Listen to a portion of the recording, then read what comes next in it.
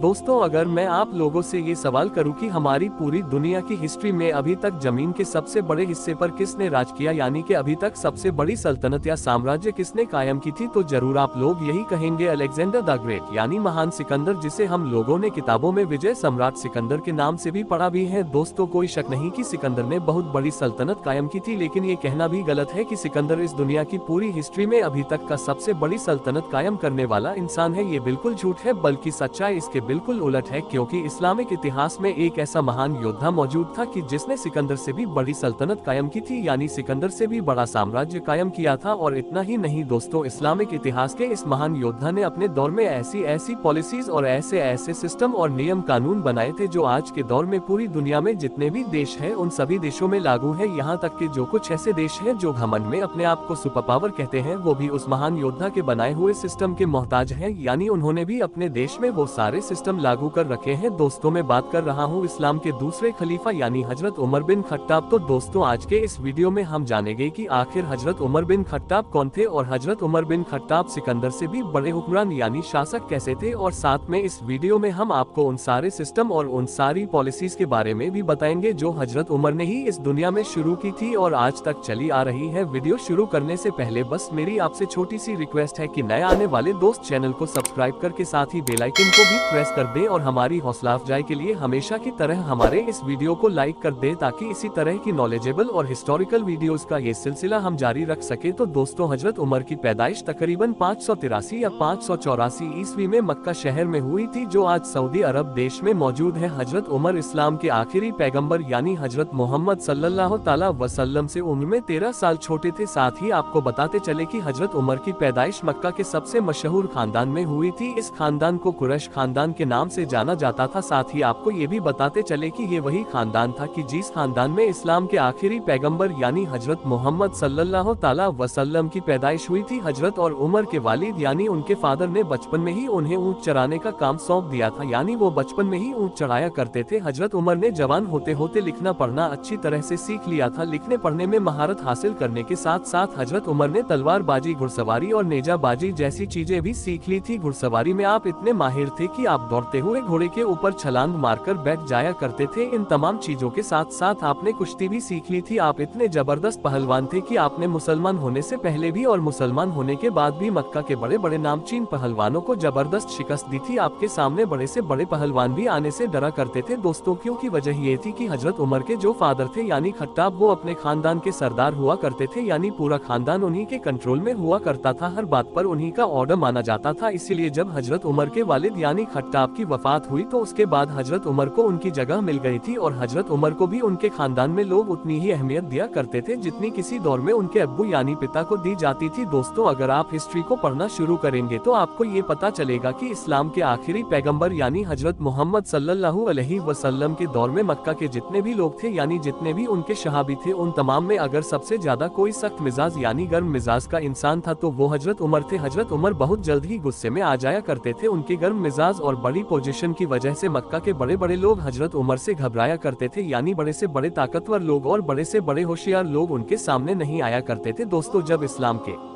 आखिरी पैगंबर यानी हजरत मोहम्मद सल्लल्लाहु अलैहि वसल्लम ने मक्का के लोगों के सामने ये ऐलान किया, मैं अल्लाह का नबी हूँ, तो मक्का के ज्यादातर लोगों ने उनकी बात पर यकीन नहीं किया और उन्हें झुठला दिया और फिर धीरे धीरे इस्लाम के आखिरी पैगंबर को परेशान करना और उनको सताना शुरू कर दिया था। और जिस वक्त मक्का के लोगों ने हजरत मोहम्मद सल्लल्लाहु अलैहि वसल्लम को सताना और परेशान करना शुरू किया था, उस वक्त हजरत उमर की एज तकरीबन 26 या 27 साल थी। दोस्तों, इस्लामिक हिस्ट्री से हमें ये मालूम चलता है कि वैसे तो मोहम्मद सल्लल्लाहु अलैहि वसल्लम से पूरा मक्का ही खिलाफ था, लेकिन कुछ गिने चुने लोग ऐसे थे जो उनमें सबसे आगे रहा करते थे, जो कभी भी कहीं भी मुसलमानों के ऊपर जुल्म करने से नहीं चूकते थे, हमेशा मौका ढूंढते रहते थे और किसी तरह से जो चंद लोग मुसलमान हो चुके हैं उन्हें घेर कर उनके ऊपर जुल्म करे या फिर उनको जलील करे ताकि वो दोबारा हमारे बाप दादा के मजहब पर लौट आए। मुसलमानों को सबसे ज्यादा परेशान करने वाले लोगों की लिस्ट में हजरत उमर का नाम भी शामिल था, यानी हजरत उमर भी इस्लाम के शुरू में सबसे बड़े दुश्मन थे। दोस्तों, एक बार मक्का के तमाम बड़े लोग बैठकर ये मशवरा कर रहे थे कि क्यों ना हम मोहम्मद को ही कत्ल कर दे। जाहिर है कि जब मोहम्मद ही नहीं रहेंगे तो हमारी तमाम मुश्किलें आसान हो जाएंगी। अब सवाल ये हुआ कि आखिर हम में से मोहम्मद को कत्ल कौन करेगा। हजरत उमर जो उस वक्त जवान थे फौरन खड़े हो गए और गुस्से में कहा, इस मोहम्मद को मैं कत्ल करूंगा। हजरत उमर ने गुस्से में अपनी तलवार निकाली और घोड़े पर सवार हुए और घोड़े को दौड़ाते हुए प्रॉफिट मोहम्मद सल्लल्लाहु अलैहि वसल्लम के घर की तरफ बढ़ना शुरू कर दिया। रास्ते में ही हजरत उमर की मक्का के एक ऐसे इंसान से मुलाकात हुई जो अंदरूनी तौर पर तो मुसलमान हो गया था, लेकिन उसने मक्का के लोगों की डर की वजह से अपनी मुस्लिम पहचान को छुपा कर रखा था, लेकिन लोग उसे भी अभी तक गैर मुस्लिम ही समझ रहे थे। उस इंसान ने जब हजरत उमर को गुस्से में जाते हुए देखा तो हजरत उमर से पूछा, उमर कहाँ जा रहे हो। हजरत उमर ने जवाब दिया कि आज मैं मोहम्मद बिन अब्दुल्ला को खत्म ही कर दूंगा, ना मोहम्मद रहेगा और ना ही हमारे सर पर कोई परेशानी रहेगी। उस इंसान ने जब ये सुना तो हजरत उमर से कहा कि ऐ उमर, तुम मोहम्मद को बाद में मारना, पहले खुद अपने घर की खबर लो। उमर ने कहा, क्यों, ऐसा क्या हुआ। उस इंसान ने हजरत उमर को बताया कि तुम्हारी सगी बहन और बहनोई भी मुसलमान हो चुके हैं। ये सुनकर हजरत उमर का गुस्सा और बढ़ गया और उन्होंने अपने घोड़े का रुख हजरत मोहम्मद सल्लल्लाहु ताला अलैहि वसल्लम की घर के बजाय अपनी सगी बहन के घर की तरफ मोड़ दिया और मन ही मन में सोचने लगे, चाहे मेरा बाप भी क्यों ना हो, जो मेरे अजदाद यानी मेरे पुरखों के मजहब से हटेगा मैं उसे कत्ल कर दूंगा। ये सोचकर उमर ने अपनी बहन और बहनोई के कत्ल के इरादे से जब वहां पहुंचे तो घोड़े से उतरकर हाथ में तेजधार तलवार लेकर अपने बहन के घर के अंदर दाखिल हुए तो उन्हें घर में कुरान करीम पढ़ने की आवाज सुनाई दी, लेकिन जैसे ही हजरत उमर की बहन ने हजरत उमर को देखा तो डर की वजह से कुरान करीम को पढ़ना बंद कर दिया। हजरत उमर ने अपनी बहन और बहनोई को मारना शुरू कर दिया, यहाँ तक कि इतना ज्यादा मारा कि वो दोनों अच्छे खासे जख्मी हो गए थे, लेकिन उसके बावजूद भी उनकी बहन ने हजरत उमर से कहा कि आप हमें कत्ल ही क्यों ना कर दें, हम अपने मजहब से नहीं फिरेंगे। अपनी बहन के इस जबरदस्त दावे से हजरत उमर के दिल में एक अलग सी कैफियत पैदा हुई। हजरत उमर ने कहा कि अच्छा, मुझे वो दिखाओ जो तुम लोग अभी पढ़ रहे थे। हजरत उमर की बहन ने हजरत उमर को कुरान करीम की कुछ आयत पढ़ने को दी। उमर ने कुरान करीम की सूरह तौबा को जैसे ही पढ़ना शुरू किया, आपका दिल धीरे धीरे बदलता चला गया। वो दिल के जिसमें थोड़ी ही देर पहले इस्लाम के खिलाफ आग के शोले भड़क रहे थे वो अब पुरसुकून हो चुके थे। हजरत उमर फौरन अपनी बहन के घर से निकले और इस्लाम के आखिरी पैगंबर यानी हजरत मोहम्मद सल्लल्लाहु ताला अलैहि वसल्लम के घर की तरफ रवाना हुए। प्रॉफिट मोहम्मद सल्लल्लाहु ताला अलैहि वसल्लम उस वक्त अपने कुछ साथियों के साथ बैठे हुए थे। जैसे ही प्यारे नबी के आसपास में बैठे हुए लोगों ने हजरत उमर को आते हुए देखा, सबने अपनी अपनी तलवारें निकाल ली।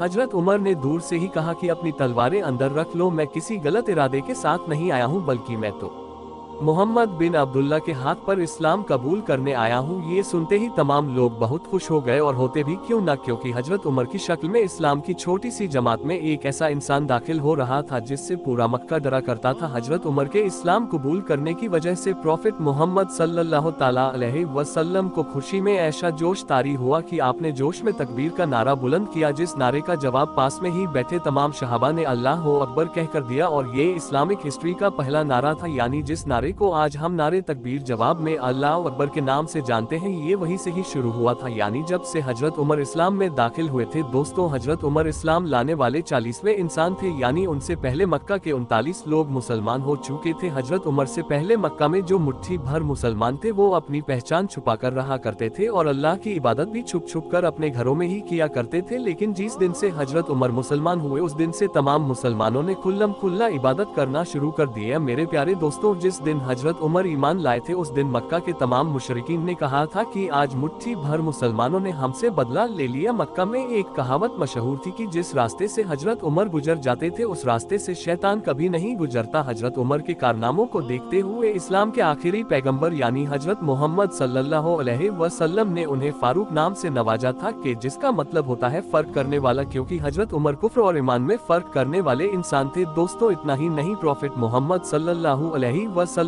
ने हजरत उमर के बारे में एक बड़ी बात ये भी कही थी कि अगर मेरे बाद इस दुनिया में कोई नबी होता तो वो उमर होते। इन तमाम बातों से हमें ये पता चलता है कि इस्लाम में हजरत उमर रज़ियल्लाहु ताला अन्हु का क्या मकामा है। दोस्तों, जब प्यारे नबी यानी हजरत मोहम्मद सल्लल्लाहु अलैहि वसल्लम ने 63 साल की उम्र में हमारी इस दुनिया से पर्दा कर लिया, यानी इस दुनिया से रुखसत हुए, तो उस वक्त तक पूरे अरब में इस्लाम फैल चुका था। लिहाजा प्रॉफिट मोहम्मद सल्लल्लाहु अलैहि वसल्लम के चले जाने के बाद लेकिन दोस्तों अब जरूरत थी इतने बड़े मुस्लिम कौम उनको एक लीडर की यानी एक खलीफा की, तो लोगों ने हजरत अबू बकर सिद्दीक रज़ियल्लाहु ताला अन्हु को अपना खलीफा बना लिया। हजरत अबू बकर सिद्दीक रज़ियल्लाहु ताला ने भी खलीफा बनने के सिर्फ 1.5-2 साल बाद ही इस दुनिया से पर्दा कर लिया, यानी इस दुनिया से रुखसत हो गए। हजरत अबू बकर सिद्दीक रज़ियल्लाहु ताला अन्हा के बाद लोगों ने आपस में सलाह मशविरा करके हजरत उमर को अपना खलीफा बना लिया। दोस्तों, हजरत उमर ने तकरीबन 10 से 11 साल खिलाफत की थी, यानी हुकूमत की, और इतने कम वक्त में ही हजरत उमर ने अपनी बहादुरी और समझदारी की वजह से इतनी बड़ी सल्तनत कायम कर ली थी, जो अपने दौर में जमीनी स्तर से यानी क्षेत्रफल में तो सबसे बड़ी थी, साथ ही में इतनी ताकतवर थी कि वह उस दौर की सुपर पावर बन गई थी। हजरत उमर की सेना अपने घोड़ों का रुख जिस इलाके की तरफ मोड़ दिया करती थी, वो इलाका मुसलमानों की सल्तनत में खुद ब खुद शामिल हो जाया करती थी। इस्लामिक हिस्ट्री में हजरत उमर ही वो अकेले इंसान है कि जिनके दौर में मुस्लिम इलाकों का सबसे ज्यादा विस्तार और फैलाव हुआ है, यानी मुस्लिम सल्तनत सबसे ज्यादा बड़े हिस्से पर फैलती चली गई थी। हजरत उमर के जंगजुओं ने अपने दौर में दुनिया के उन इलाकों को फतह करके दिखा दिया था कि जिन इलाकों के बारे में पूरी दुनिया ये सोचती थी कि इनको फतह करना तो बिल्कुल नामुमकिन असंभव है, जैसे इराक, ईरान, रोम जैसी ताकतवर सल्तनत जो अपने ऊपर घमंड किया करती थी, वो हजरत उमर के सिपाहियों के सामने घुटने टेकने पर मजबूर हो गई थी। दोस्तों, फिलिस्तीन में मौजूद बैतुल मुकद्दस यानी जिस पर आज भी तीनों धर्मों के लोग यानी मुस्लिम, ईसाई और यहूदी अपना अपना दावा करते हैं, वो भी मुसलमानों में सबसे पहले हजरत उमर ने ही फतह किया था। हालांकि फिर कई सदी गुजरने के बाद वो एक बार फिर से मुसलमानों के हाथों से चली गई, जिसे फिर बाद में सलाहुद्दीन अयूबी ने फतह किया था। लेकिन दोस्तों, हजरत उमर के दौर में बैतुल मुकद्दस के फतह होने की कहानी बड़ी ही जबरदस्त और दिलचस्प है। कहा जाता है कि जब मुसलमानों की फौज ने आसपास के तमाम इलाकों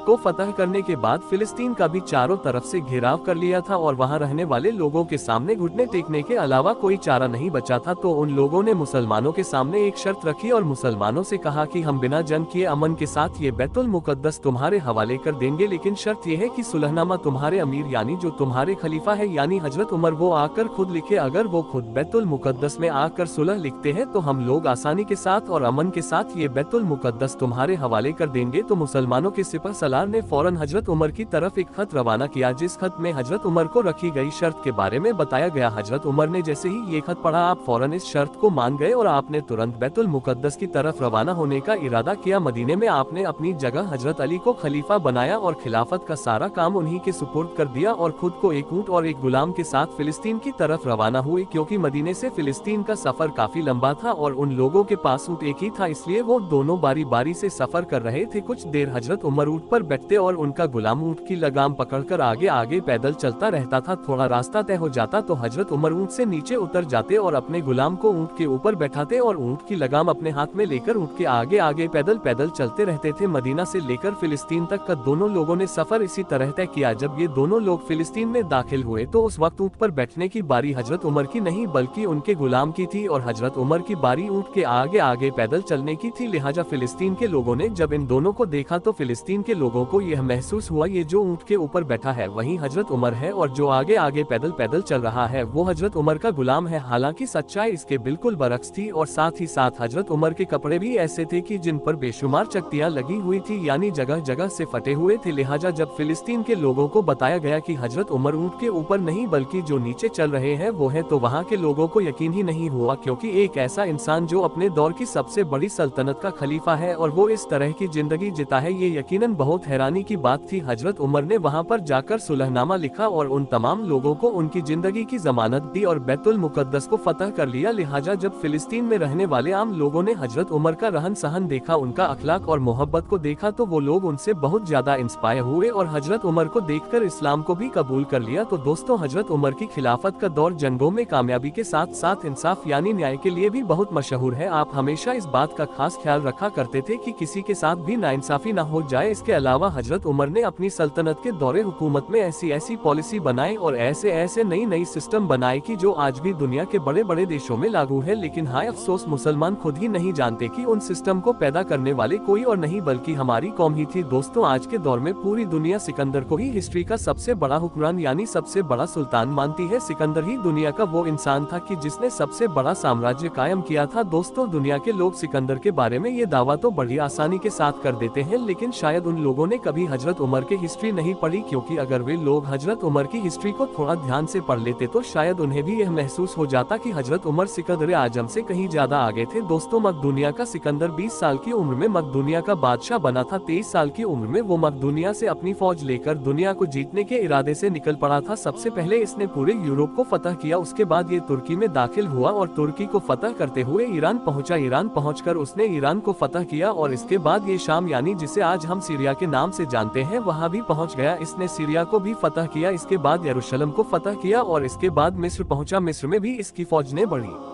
जबरदस्त जीत हासिल की और मिस्र से ये सीधा हिंदुस्तान आया। भारत में इसने पोरस को हराया और फिर मकरान के रास्ते से वापसी का इरादा किया, लेकिन रास्ते में ही इसे बहुत तेज बुखार हो गई और उस बुखार की वजह से ही 323 ईस्वी पूर्व यानी सिर्फ 33 साल की उम्र में ही इसकी मौत हो गई थी। दोस्तों, सिकंदर की पैदाइश एक शाही खानदान में हुई थी। सिकंदर का बाप भी खुद सुल्तान था। सिकंदर को बचपन से ही एक अच्छी ट्रेनिंग दी गई थी। दुनिया के माहिर लोगों ने उसे तीरंदाजी सिखाई थी और उसे अरस्तु जैसे लोगों की सोहबत मिली थी जो दुनिया में आज तक मशहूर है। और जब वो 20 साल का हुआ तो उसे सल्तनत दे दी गई। हालांकि इसके मुकाबले में हजरत उमर फारूक रज़ियल्लाहु ताला अन्हो ने ऊंट, बकरी, भेड़ जैसे जानवरों को चराकर बड़े हुए थे। उन्होंने तीरंदाजी, घुड़सवारी भी दुनिया के किसी माहिर इंसान से या फिर किसी बड़े स्कूल में नहीं सीखी थी, बल्कि ये सारी चीजें उन्होंने खुद से अपने घर पर ही सीखी थी। और साथ ही साथ हमारे लिए ये जान लेना भी जरूरी है कि जहाँ सिकंदर एक शाही खानदान से था, वहीं हजरत उमर रज़ियल्लाहु ताला अन्हा के ऊपर की 10-20 नस्लों में भी ऐसा कोई अजीम सुल्तान नहीं हुआ था। दोस्तों, अगर बात की जाए मुकाबले की तो सिकंदर ने जहां 10 सालों में एक ऐसी आर्मी के साथ जो पहले से ही बड़े जबरदस्त ट्रेनिंग ली हुई थी, इस आर्मी के साथ उसने 1.7 मिलियन स्क्वायर मील का इलाका फतह किया था।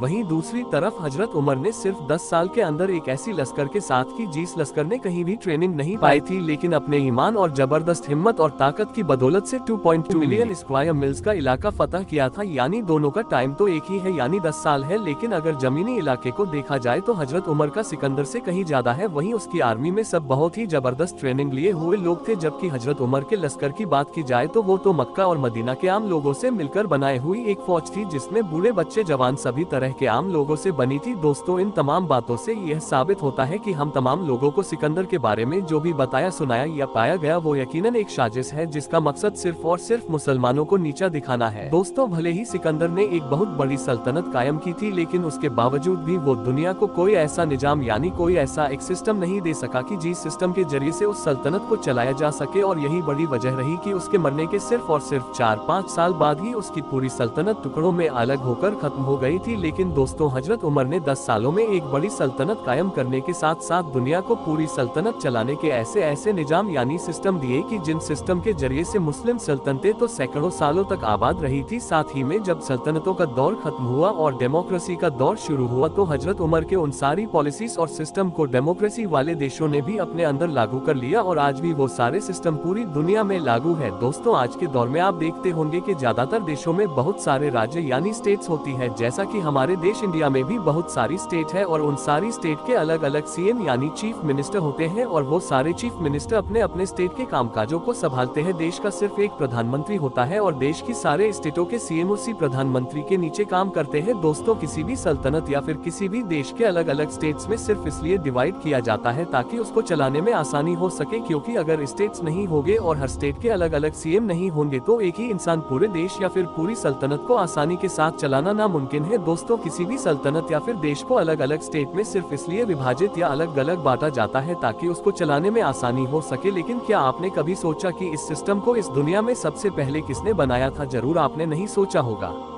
चलिए मैं आपको बताता हूँ। ये सिस्टम सबसे पहले हजरत उमर फारूक आजम रज़ियल्लाहु ताला अन्हो ने ही बनाया था। उन्होंने देखा कि जब उनकी पूरी सल्तनत बहुत बड़ी होती जा रही है और उसका निजाम संभालना एक इंसान के लिए मुश्किल होता जा रहा है, तो उन्होंने अपनी पूरी बड़ी सल्तनत को अलग अलग सूबों में बांट दिया था और उन सूबों के अलग अलग गवर्नर बना दिए थे और वो सारे गवर्नर एक खलीफा यानी हजरत उमर फारूक आजम रज़ियल्लाहु ताला अन्हो के कमांड में काम किया करते थे। हजरत उमर की ये पॉलिसी दुनिया को इतनी ज्यादा पसंद आई कि आज तक पूरी पूरी दुनिया में हर सल्तनत और हर देश में ये सिस्टम लागू किया गया है। दोस्तों इतना ही नहीं, हजरत उमर फारूक आजम रजी अल्लाह ताला अन्हो ने अपने दौर में फौजियों की छावनी बनवाई थी, जो हजरत उमर से पहले नहीं हुआ करती थी। आज के दौर में दुनिया में जेल का सिस्टम है, वो भी हजरत उमर फारूक आजम रजी अल्लाह ताला अन्हो ने दिया था। दोस्तों और अदालत के अंदर आज जो मुकदमे चलाए जाते हैं लंबे चौड़े, उन तमाम का जो प्रोसेस सिस्टम होता है वो भी हजरत उमर फारूक रजी अल्लाह ताला अन्हो के बनाए हुए ये तमाम सिस्टम में से एक सिस्टम था। और पुलिस सिस्टम की बात करें तो पुलिस सिस्टम भले ही हजरत उमर के पहले से भी होता था, लेकिन जो आज के दौर में पुलिस थाने मौजूद हैं हजरत उमर की ही देन है। इसके अलावा जो इस्लामिक कैलेंडर है जिसे हम आज हिजरी के नाम से जानते हैं, वो भी हजरत उमर के ही दौर में ही शुरू किया गया था। हालांकि इसकी तारीख को उस वक्त से जोड़ा जाता है जब अल्लाह के आखिरी नबी यानी हजरत मोहम्मद सल्लल्लाहु ताला अलैहि वसल्लम ने मदीने में हिजरत की थी। हजरत उमर ने एक ऐसा सिस्टम तैयार करवाया था कि जब भी किसी इंसान को कोई सरकारी ओहदा दिया जाता था तो पहले ही उसकी प्रॉपर्टी लिखित में चेक कर ली जाती थी और फिर बाद में बीच बीच में उसकी प्रॉपर्टी को चेक किया जाता रहता था। जैसे ही किसी इंसान की प्रॉपर्टी हद से ज्यादा बड़ी हुई महसूस हुआ करती थी, उसके खिलाफ कार्रवाई की जाती थी ताकि कोई भी इंसान कमजोर और मजबूर लोगों से रिश्वत न ले सके। हजरत उमर जो भी कपड़ा पहना करते थे उनमें से कोई भी ऐसा कपड़ा हजरत उमर के पास मौजूद नहीं था जो फटा हुआ ना हो या फिर जिस पर चकतियां ना लगी हुई हो। आपके हर कपड़े पर बेशुमार चकतियां लगी हुई होती थी। दोस्तों हजरत उमर दुनिया के पहले ऐसे खलीफा थे जो ये कहा करते थे कि अगर मेरी सल्तनत में कोई कुत्ता भी भूख से मर जाएगा तो कयामत के दिन मुझे उस कुत्ते के मर जाने का भी हिसाब देना होगा। हैरानी की बात यह है कि